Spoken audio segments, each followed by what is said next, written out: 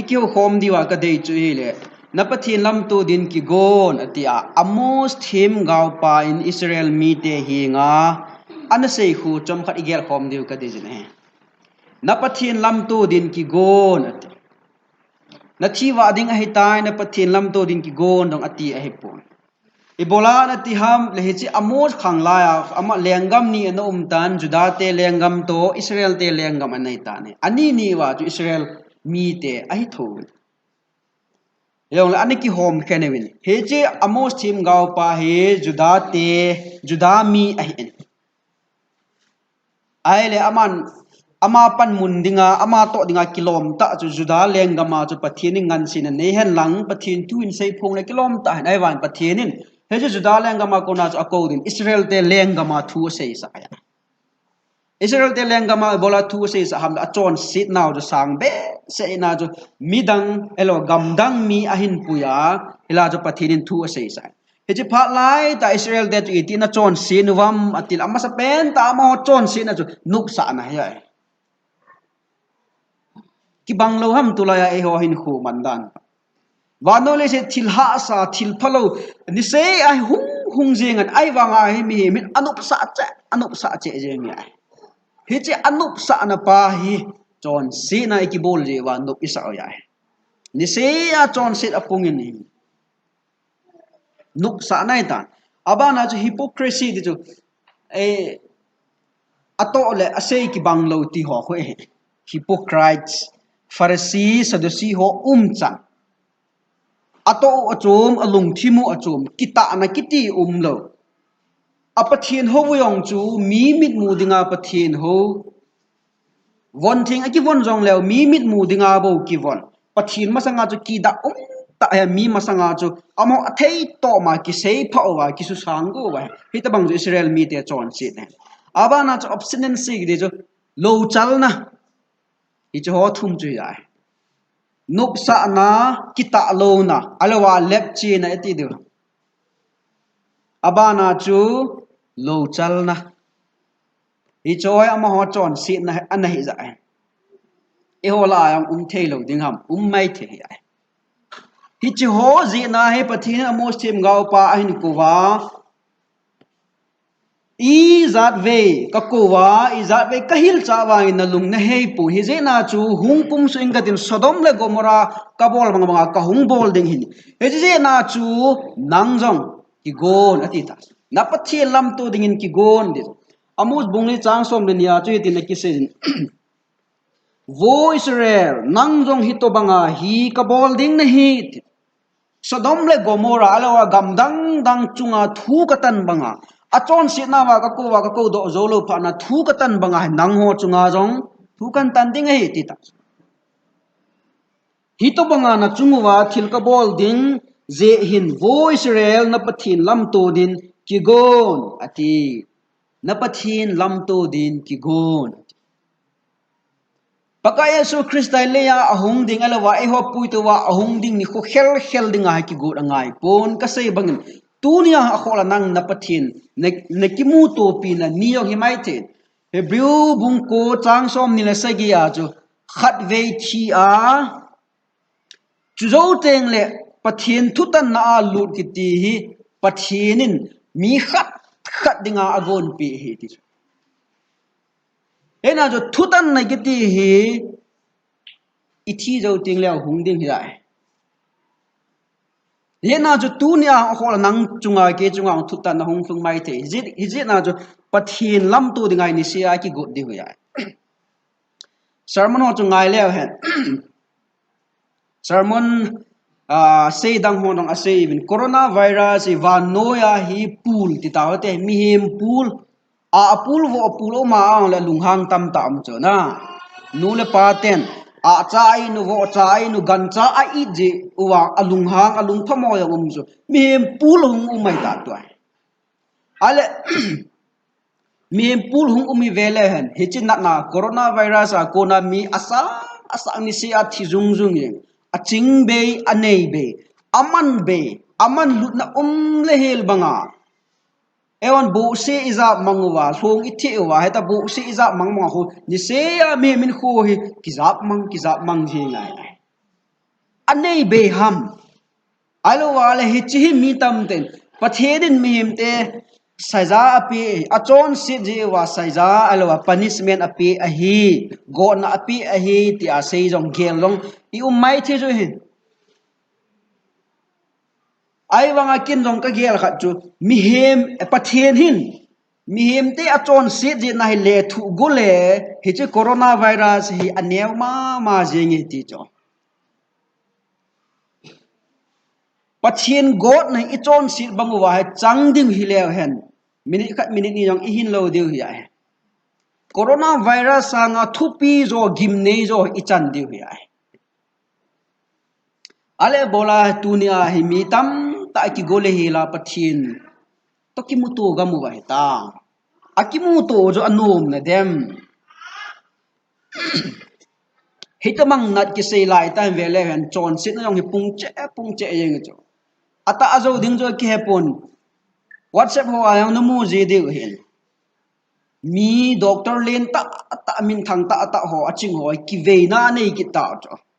mi tam ta athi ho ti dam alo wal ama ju coronavirus ve a hi tia lo le ai za chum chum pe wa athi teng le alung athin hi cho al sunga mo ala wa ki ve na nei ki nu cho ai thot do ki nu wa na man tam ta ki zo ki nu cho hisse alo wale phat phalo chunga yo mi him te chon si dan nan je vela ju anup sa da nu chu ki ve na ai nei ki ta wen hitabang din mun chu I changam ta wen alo wa ki tha ki mat insung ki to mo alo wa ale gamdang danga ki tha to insa in lang ki boin ho so na in za jibin tuwang insung che no asungam ta ne ni se a he vele hen pathin to ki mutu a iche jing win ena chu ni khat le nang chungang pathin thutan na honglung dong ke chungang pathin thutan na honglung di yena chu hi cha dinga chu naki go jo hunam paki go jo hunam di chu phatike cha tuing ka phana vela igel ki deu ka de ne pathin to ki mutu ding chu hi wa he ni khat le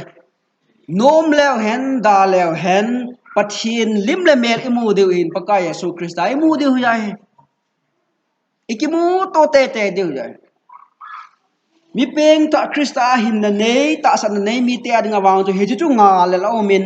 aba mi chon si te adinga lepche alo nu sa na chon se na za chom Krista hin na nei lo te adinga wang chu ti za u ma ya ti za wang le hen imu tho deu ya Bible in a say ya hai appointment God's appointment divine appointment ke teacher to ai hon nong abang bang taw langa mo chen doctor ki website ti te le phone ball masan wa doctor to prike ja appointment ki ball cho chini chila ka hung ding he doctor ne ki su ong ki che ai cho sab le ngin no hi chini chila na hung ding he le ki che te cho million e ko ji na cho he chi aphat te ki vo chon the lo wa tu a nikhat le na thi ding hi nikhat le thutan na chunga hong lung hi tipa hi pathi hi ai sab le leng sa nga li na hai ama se hi vo chon the po ne kilep do the po ni cha ko na nikhat le mu ding ai hi chini khu teng chu le mi tam ta tua dil su nom lo ta san na nei lo pathi nel pe pathin za lo hong ada acham lo wa dil su di hui ai ai bang as tuin ki dil su ma sen lang pathin do ki jok ma sen lang le chini tieng le anup ding dan he nai pathin lam to dinga ai ki go de hoya ai akor tunin hin kho be tela tunia pathin ta ki mu to ding hi tela thutan na hung hlung ding hi ai itin ki go hi nam ama se ben ta chu pathin hung ding a hi pathin ni khat le ki mu to pi de hi ti het je wa chu iti ki go diu ham iti ki go di ham la pat na pena chu Matthew bung thum chang thuma kho John hi thusun luya thim ga vena ki se ne thusun lui thim ga on thusun tha a imu wang ama hi kumjali bang hi Israel tem pathin ojong aza mong talu thempu them ga na to yong aum lo nunga kumjali zo wa hi pathinin John ahin solwa noi le sin ahin sol aji pen ta chu ami Israel te pakai lam tu dinga akigu thine diwa an song rai ale man hilaya pakai hung ding ai hi alam tu ding ki govin tia asei phong chui pham le nalung hejun ati tunia pathin lam tu dinga ikigu nowa ikigu na diwa amasa pen ta poimo pen chu lung hei ki jai repentance lung hei ki Bible ai lung hei ki ni mai so la kaha se hen thu ka ro se la ko na ka sei chai ta ne ma i phat chom lawam ka het pon lung hei ki ti he zat ni ma Greek pa wa chu metanoia ki ti trong chu lung hei ki ti abana chu metamelomai ki ti ki ne trong chu lung hei ki ti ki ena chu lung hei koi ham lung hei mio Thessalonica mi te khu vele hen chona chun Thessalonica bung khat chang ko lang vele amho lung hei dan boi pi ham vele hen lim sem thu anho win tun wang pakaya su kristalam angat ta ve ke ti chu ki he yo a direction chu a helo hetan he chu lung hei lung chima ki hel na ki hei na teng le ta san long azut na za chu mai ta ji chu lung hei ya lung hei yong i se win kan ne yang iti win i wa izut naw ki hel lo ti chu zo lung hei ai pon ai la he chu Thessalonica mi ti a kona lung hei ti ta chu avet naw yong ki hel ta azut naw yong ki hel ta aho yong ki hela achon dan yong ki helai tan ai wa Judas Iscariot chu paka Yesu Krista azo do phana chu athi chu avet na le kisi be se a hilaya akisi ki tong lunga hei chu ai wa hilaya ko Bible in metameloma ki ti aman ama lung hei na khu thu chang ki choma chu Greek te pawa chu Bible paw ti taw te Bible ani ki ji na chu ale ama lung hei hui ta bang lung hei ham ati a hele lung nat ki ti mi tam ta he tu la ya he min pathin thu ngei ta sei ting le ilung nan tin ilung tong kha in tin imi hli wa chu ki si in tin thu tam ta ilung hei na thu ki sem ta na thu ki sei cho cham kha de tele angai ki ne chi chu Judas ka ro lung hei hi ai lung na ya he ma cho alung nat be se na ju ki khai li ai min alung a hei ting le ibola ki khai li ding pathin ta sana pathin ko ma ngai dam na ki thu ma ngai dam na achan dile bola ki khai li ding ong Judas karo ai wang alung nat cho pu zo ta lo je na ju ki khai li ja ama changa ki hem aki hep go le aki hep na chu hola mu ta ama ki tha lang la ki hem bin de ti ham khat de dan he ti joi hi ta banga pathin ho chu i mai thi ja he e hola ayang ina lung hei ama se pen ta pathin lam tu dinga ki gu na wa apoi mo pen chu lung hei ja i lung hei lo wa le pathin ni zat na hin choyam hoi ni za ve na kayam thilpha za ve na bolam di chu aman avet lo i lung thimu bo ve ina su lung hei anga na John Tim Gao pa John the Baptist it is even baptizer ti dam John tuilut sa pa ti dan Baptist iti tengle ho lang sang ang do ita chona ena mi tam ta en Baptist denomination tam ta ina say chu Baptist ho hi wa ko dong ki pan ham John the Baptist a ko na hong ki pan hati Bible ang Baptist ki ti tho na ai wa nga chu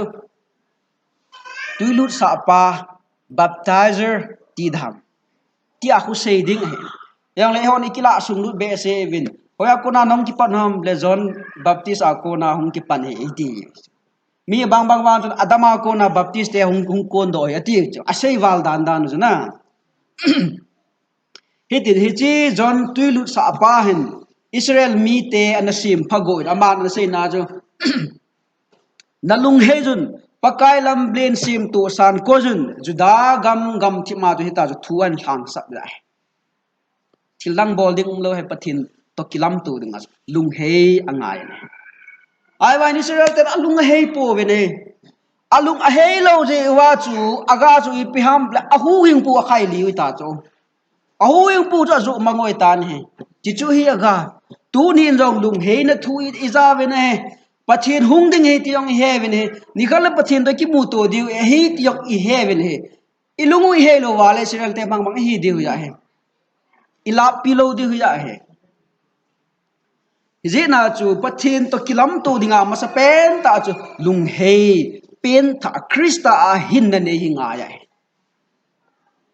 Krista a hin na inei tengole khai ka to jin Bible college sang chu student ho kan e dong ji win sir judon dum chep lo ne ki to ko Bible la pon inop le bol the lam bin e dong ji na kho po he ai van Krista a pen tha na hin na ne jo ti la na nop le do nun ka ti Ibola ta su ka se mi pen tha Krista a hin na ne kha chun Krista to ki ho mat jing ding hi cho ai wang adum ma che ma zu adona zonga lo ane jinga hi le Krista ki ho pi ngap lo Krista to ki mat ngap lo aman ka ping tha etiong hiti che e na he Thessalonica mi te banga lung I he yuwa ale ingat na yong I khel lu I chi da yong I khel lu ya he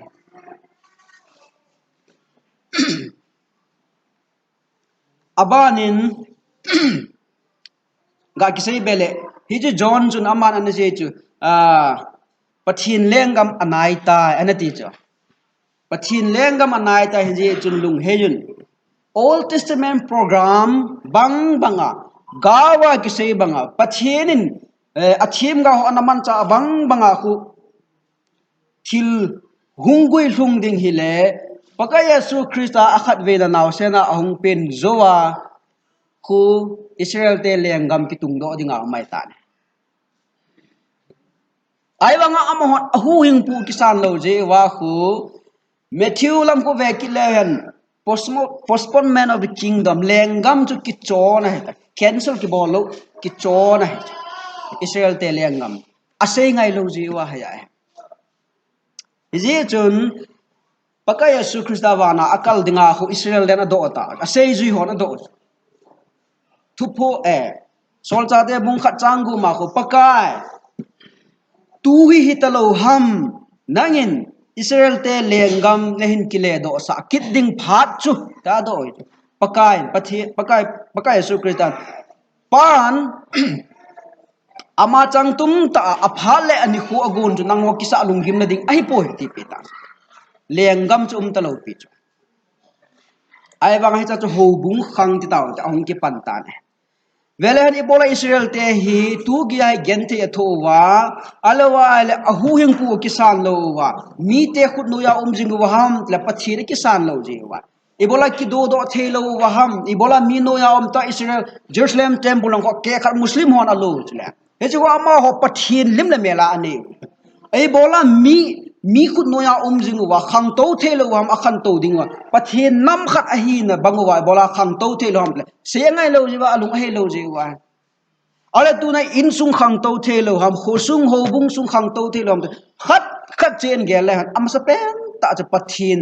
ho ini kai wang wa he ama he to kizok mat na connection hi nei lo ilung he lo ham ti kha ya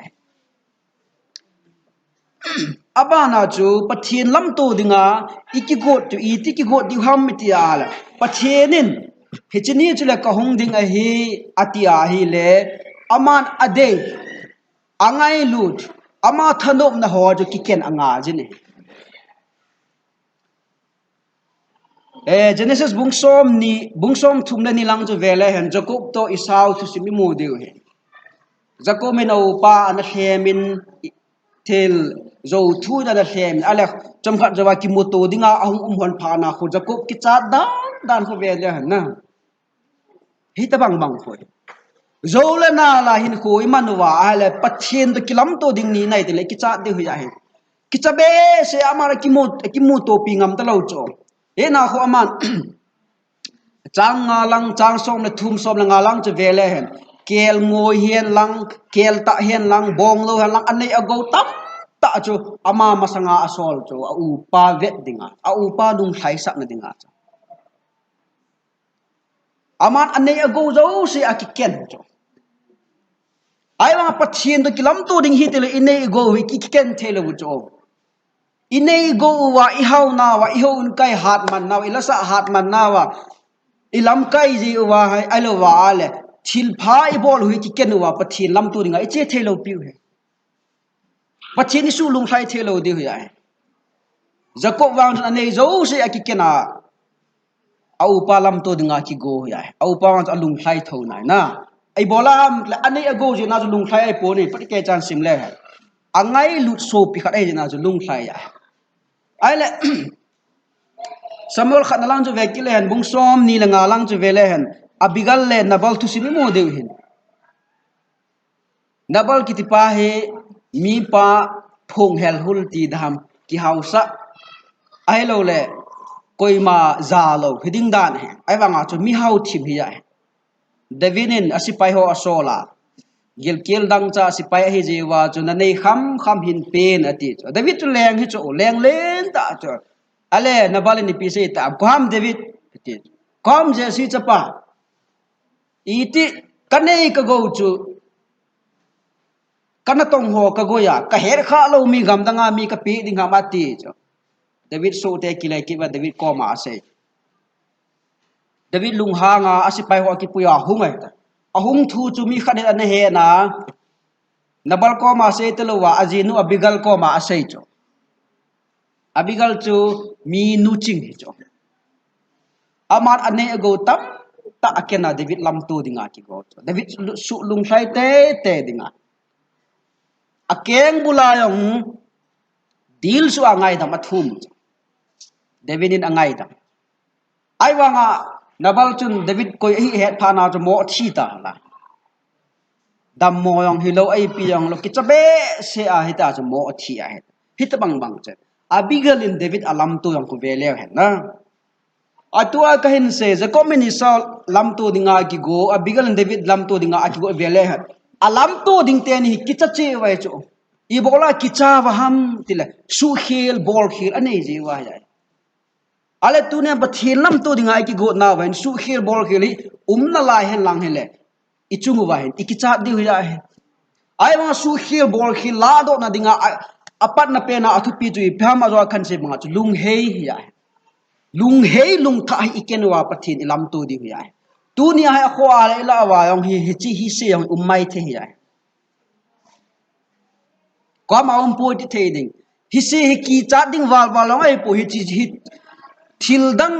nga ko na yang in ko hi be the hi ya Pathen khu na hi ya he na chu ni se Pathen Lamtodin ki go diu hi tuing ka phana I sei no chong le athum na chu iti ilam to diu ham ti a le rom bung som ni chang khalang kho vele hen na ta saw chu hingjing thil to bangin pi do wen ati cho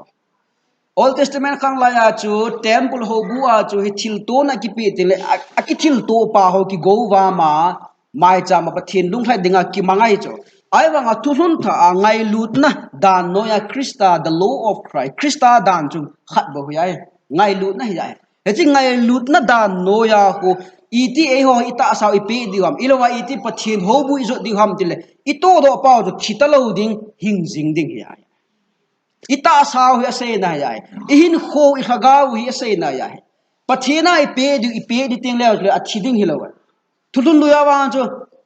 Pathen ko ma ngai dam ki thu mu wa gan cha hin choi ting le hin pui ting le hin pui ato to ju thiden a he mai cha ma ai wa nga Krista dan ngai lut na dan no ya chu Krista Pathena ipe pe u chu ama dinga ahin nga ja ya